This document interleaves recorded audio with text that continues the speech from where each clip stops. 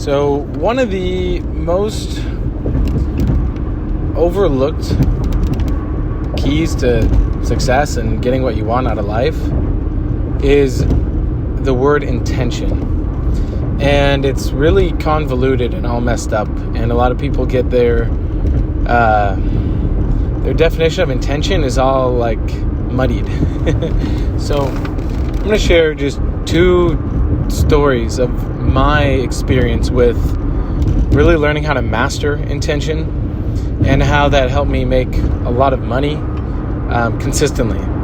So it's one thing to like get lucky kind of in business. Like I had a lot of, I'll call it luck. I mean, I prepared for it, but I also had like a lucky break with my e-commerce back in the day. And I'm not going to go into that here. Rather, I'm going to share what I found to be even more valuable since I've been doing the e-commerce, which is building my education company, because that has created consistent income for me, and that had really been my intention all along. Like, my intention was financial freedom and just general freedom in life. And yeah, sure, I hit a jackpot with e-com, but the real financial freedom comes from having predictable income coming in every single month, month after month after month, year after year. And so I created that through specific intention. But before I get into that, so again, I'm going to share it in the most practical way I can so you can really get clear on like purifying your intent. So I'll share first when I used to suck at intention. So this was back when I was living out in New Jersey. So this would have been, I think, 2016, 2017, so a little while ago. And I remember I was getting really into spirituality. I would read books on like spiritual growth and, manifestation and, occult knowledge and sigil magic and all sorts of things, right? And so I was just so damn tired of like not having enough money. And I was working, at the time I was working with Gerard Adams, and I have other episodes where I explain more of like what I did there. But I remember 1 month I needed to make, so I had like a stipend from him every month just for like baseline, because I was doing project management with him. And I remembered 1 month that I needed extra money to travel. We were going to go on a vacation, and I needed to make things work.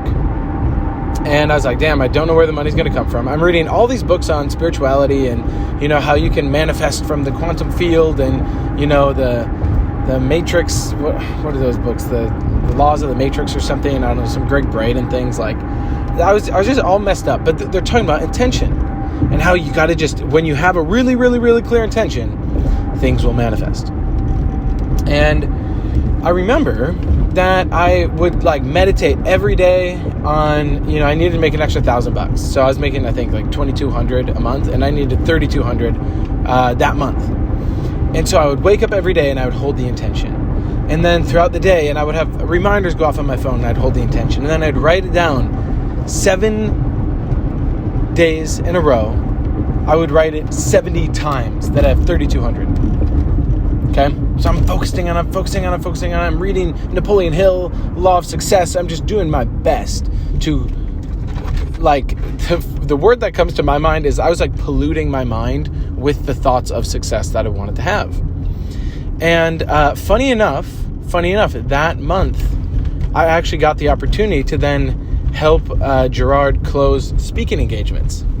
And I had someone hit me up. And they said, they wanted him to speak at something like university in Ohio, to have him come as a guest speaker. And I manifested that situation. But then guess what happened? The next month, it went away. And, I got to go on the vacation and everything, but then I was back in the same damn spot.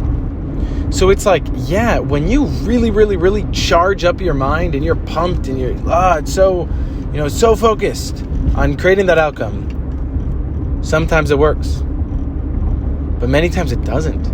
And then I tried the next month. I was like, 3,200, come on. No, 3,300. And I'm like going all crazy, and it didn't come in. And I remember feeling so defeated. Because it was like, wow, I finally had what I thought was the breakthrough. I was so happy. I was able to take my girlfriend at the time to a trip. We went to the Bahamas, and we went on this cruise and everything, and it's like a fun way for us to, have a little break. And and after that, it was just gone. And it was almost more painful. So I was like, I thought I figured out the keys of the universe. I don't know if you've ever had this experience, but like where you have a big breakthrough and then it ends up actually crashing down. And that really messed with me, because I realized that I didn't know what I was doing. It was like one of those cold, hard moments where reality smacks you in the face.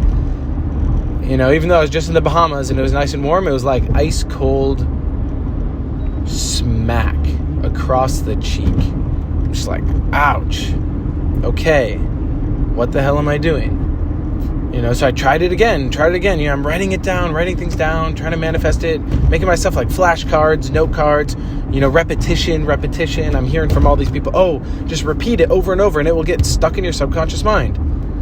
What I didn't realize was that the ability to use your imagination and get some stuff kind of into your subconscious mind, the level of power that has is still pretty small. Okay? So now fast forward, here's the other story. Night and day difference, okay? This is now after I had got Techno-Tutor, which was the thing that really started to change what I could get to my subconscious and the unconscious mind.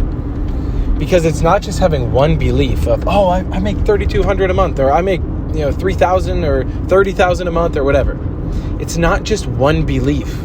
This is the thing that all of these books about success and manifestation and Abraham Hicks and all that stuff, they mislead people, because they imply that it's just, you need just one intention of having one breakthrough of the thing, and then it all works, and in a quantum moment, in a quantum leap, you're free and you're healed.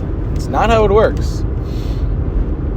Because in reality, your intention is clouded by the fact that your vocabulary,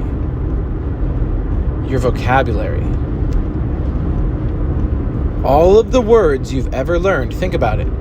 Right now, like 50,000 words. It's really, really amazing how many words you kind of know them. You kind of know them. But there's a phrase, to know and not to do is not to know. To know and not to do is not to know. So do you really know all these words? Because you might know the word financial freedom, but do you know it? Or you might know the word emotional stability, but do you know it? You might know the word intention, but do you know it? Because why then are there some times where you have the situation where you say, well, I intended to have that happen, but you actually use it as a defense and protection mechanism for your precious little ego that's very fragile? It's kind of anti-fragile, actually. Kind of. I say kind of because it's not actually. It's just we've allowed it to be. That might have gone over your head, but you can listen to this in a year and then I might click because you might know it. So, fast forward. I had the intention of being able to handle having this homestead that Jess and I have now. And I was really going back through and then rebuilding my unconscious mind, which holds your vocabulary. Like your vocabulary is stored in your unconscious mind. And I was going back through with every single word and making sure I understood it at that automatic level. So when you look at a word, there's no confusion whatsoever. It's just clear. It's clear. You know the definitions. You can explain it. You comprehend it. You really understand. You really grasp it. And it might seem so slight, but when you actually do the process, it's kind of shocking and disturbing how many words you're like, oh, wow, I actually don't know what that means. Like the word means. Do you know what the word means? Do you know what the word the means? Do you know what the word word means? Isn't that pretty wild, right? I think it's very wild. Why do we even say the word wild? Do you know what the word wild means? Like actually, like viscerally, physically. So I'm now a little bit later in my life, and I'm looking at getting this homestead with Jessica. And it was my intention to get the homestead.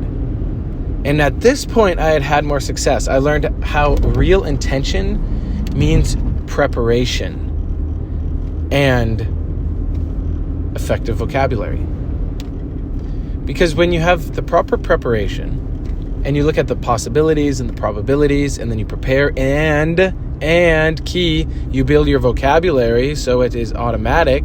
Like if I were to ask you, how do you tie your shoe? Do you have to say, oh, okay, to tie my shoe? Yeah. It's my intention to tie my shoe, and I'm going to focus on it. I'm going to feel good about it. Yeah. And you like work really hard to tie your shoe? Or is it like, I literally can tie my shoe without having to think about it? Like it's automatic. You have all the vocabulary of how to twist it over, and you tighten it, and you make the loop, and you wrap it around, and you pull the lace. It's like, it's automatic. That's what financial freedom is. It's automatic when you have the vocabulary. So your intention is really that. It's really having that effective understanding. And it's amazing. It's amazing. Because you start to realize that no one can take that from you. So a real effective intention is preparation and effective vocabulary. And then, you focus on it. But it's not like a try-hard focus. And the one other way that we run into issues with intention, this is really important to note, is we'll think, I intend to have my best month yet in my business. Or I intend to, have a breakthrough in my relationship with my wife or my husband or whatever. And you feel good. You have the intention and then you feel good. And in your imagination, you can even see it happening. But if it was that simple, the world would actually look very different. We're living in physical reality, space-time. If you had the intention to move that, to look out your window and pick up the tree and, root it out of the earth and throw it, you could envision how that would happen. You've seen a superhero movie. You've seen movies where they do magic and stuff. That's not how reality works. And the thing is, you read all the books and all the success, audios and the magical knowledge and the Far East trainings and the meditations and all that. And then you think that's how reality works. And let's even say that, when you're super, super effective and enough people are in agreement, let's say reality's way more than you actually think it is, than we were taught. And there is like magical properties of reality. But right now, your vocabulary is so messed up that it doesn't matter. And actually, you believing in that stuff is actually holding you back. Because you're actually giving away your power and you're disempowering yourself. And your intention feels good and it sounds good. And you're like, I'm a magician. I walk through life and I manifest things. But then you actually look at the reality of your life and you're not manifesting your intentions. That's the hang up, okay? So if you want support with this, find me on Facebook and DM me the word intention in all capital letters. And I will know exactly what training to send you, because I have a very specific training that can help you with this. And I can support you with this. Because my intention is supporting not just the 200 people right now that I'm in close connection with, but then help those 200 to support 200. And then help those 200 to support 200 more. And there's a multiple. Because the intention is to change the world. And we are changing the world. And there's proof. And I can give you proof for 4 hours of all the proof we have already.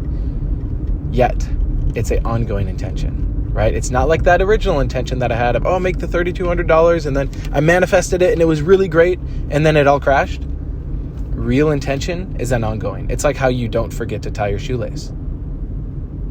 It's just tying a shoelace.